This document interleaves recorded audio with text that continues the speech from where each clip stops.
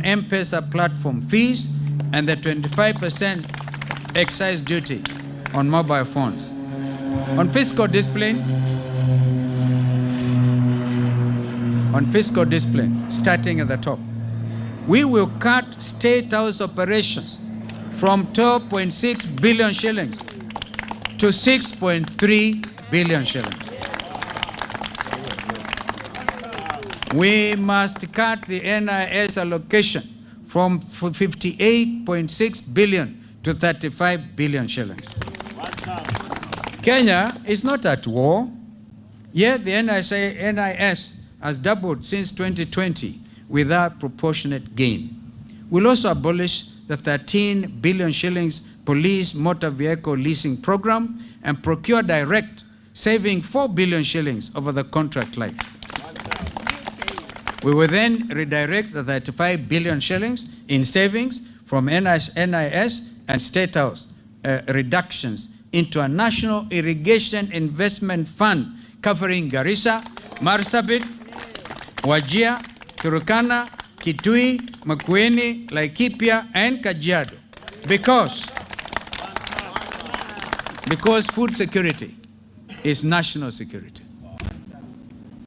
We will also implement a single treasury account to eliminate ghost workers, duplicate payments, and pending bills that are an Auditor General's verified leakage of 250 billion, all right, a year.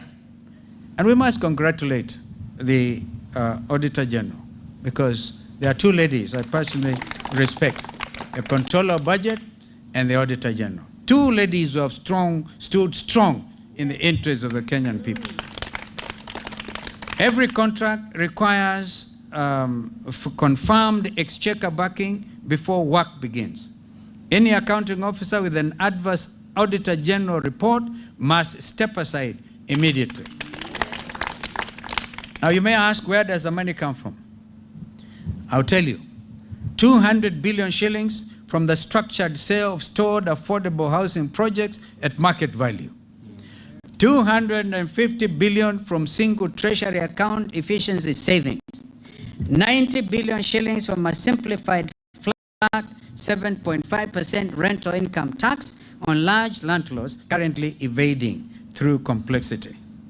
104 billion shillings from cancelling the wasteful SHA technology contract.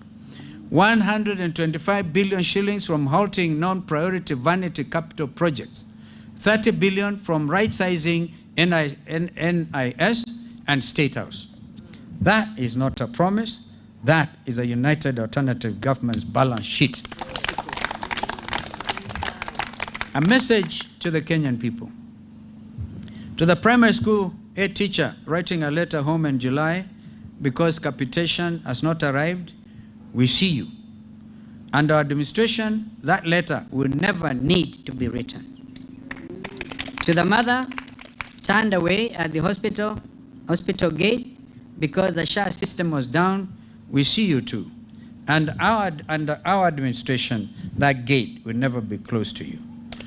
To the Form 1 student or CTR 10 student who arrived at their school, arrived at their free day secondary school and found no desk, we hear you. And our government, the desk will be there before you are there. To the border rider who finished the day in debt because fuel costs more than his earnings, we also hear you. And our government, fuel will cost less, not more. To the Mama Mboga in Gikomba who learned the government now wants to tax the M-Pesa transfer she uses to pay her supplier, we'll feel your pain too. And our administration, that transfer will be cheaper, not more expensive. And to every Kenyan who owns a piece of KPA and Safaricom through their taxes and is watching that stake quietly diminish, we are with you. Those assets are your inheritance and we shall protect them. Now, a direct word to members of parliament as I conclude. You were not elected to be a rubber stamp. A mother woke up before dawn, remember that, walked to a polling station, queued for hours, sometimes under rainy conditions, because August sometimes is very very, very cold. Queued for hours and marked your name because she believed you would go to Nairobi and fight for her. When you vote to approve 28.4 billion shillings free day secondary capitation shortfall, you vote against the children of the poor. When you vote to approve an 11 billion shillings hole in SHA, you guarantee that the next Kenyan will be turned away at a hospital gate. When you vote for 16% VAT on M-Pesa platform fees, you tax the only bank most Kenyans have ever had. And when you approve a fiscal deficit of 1.11 trillion shillings, a statutory breach of the PFM Act, you are not building this country. You, honorable members, are mortgaging it. And I know none of you sitting before us today. Make no mistake, history will record your vote, and in 425 days, just like the current regime, the people will have made a record of the choice you made and make it plain at the ballot paper box on August the 10th next year. Conclusion. As we combat our country, we have had victims of police brutality in our midst before we all got together here. We all remember Rex Masai was the first one to fall when we were shot at the leg. And June the 25th is around the corner.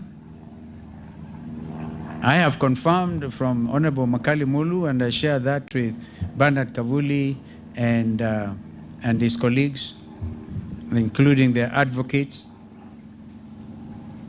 that some 2 billion shillings is already in the budget, but under office of the president. Would have preferred if that money went directly to the Kenya Human Rights Commission.